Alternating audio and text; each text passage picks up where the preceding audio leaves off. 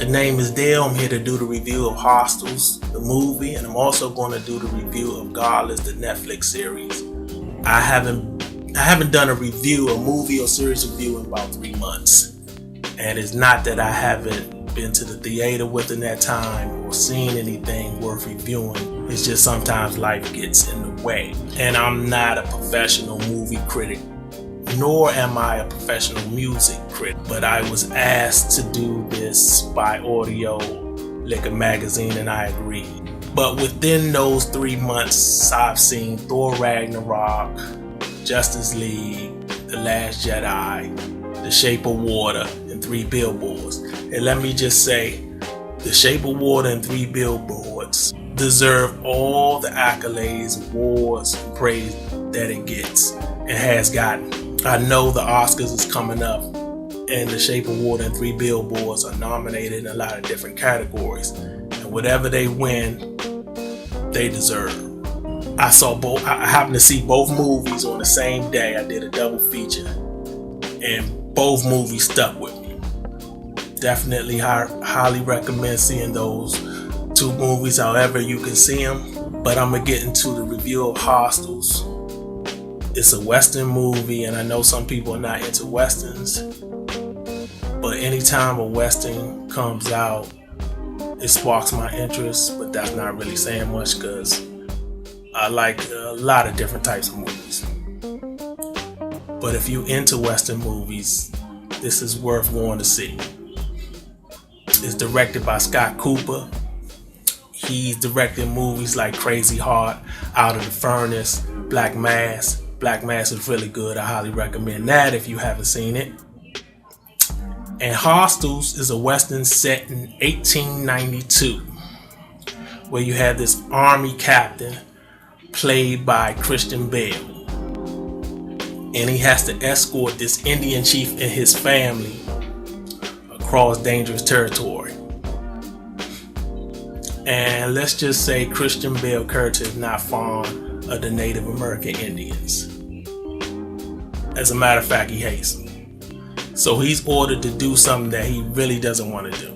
So you had that dynamic going on. And Rosamund Pike is also in the movie, and she did a great job of acting. She elevates the movie, and I don't want to give away how she's connected to Christian Bale, what he has to do. But it's a great storyline. And I would give this movie a B. Recently over the recent years, there's been some good Westerns that has come out. You've had The Magnificent Seven, which is very entertaining. You've had Jane Got a Gun, The Revenant, Hateful Eight, Bone Tomahawk, which is a horror Western, which I highly recommend if you haven't seen it. The Salvation. You can also throw Django Unchained in there. And you can put this along with those movies. And Hostels, it has some slow moments, not boring to me anyway. There's not a lot of gunfights in it, but enough. It can get very violent at times. When the violence comes, it's very graphic. So I do recommend it. It's not on the level of an Unforgiven or Tombstone. Those are classics, but good nonetheless. Now I'm going to move on to the review of Godless. This is a mini series on Netflix. It's only like 7 episodes. And it's about this guy who was part of this outlaw gang, and he betrays them. At least in their eyes, he betrays them. He doesn't want to be part of the gang no more. He doesn't want to do the type of lawless things that they go around doing. He doesn't want to be a part of it anymore. So they decide to hunt him down for his treason or for betraying them.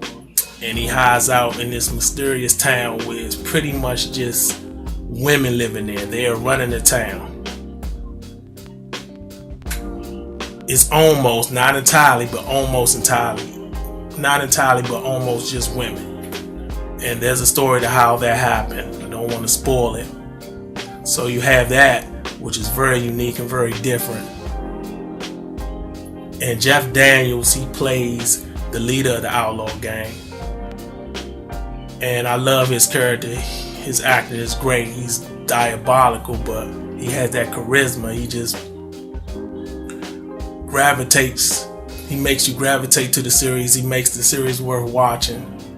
He's very unpredictable. You never know what he's going to do. And the last episode has an epic gun battle, where you pretty much got the women trying to protect the town from this outlaw gang. And the gun battle is just awesome. It's just the icing on the cake. It's not that the episodes before that weren't good, because they are, but that just tops it off. So I would give this Netflix series a B+. So check that out whenever you get time. It actually came out the end of November last year. I watched all 7 episodes in December, but I figured I'd go ahead and do the review of Godless, being that I was doing a review of Hostels, being that they in the same vein, they both westerns.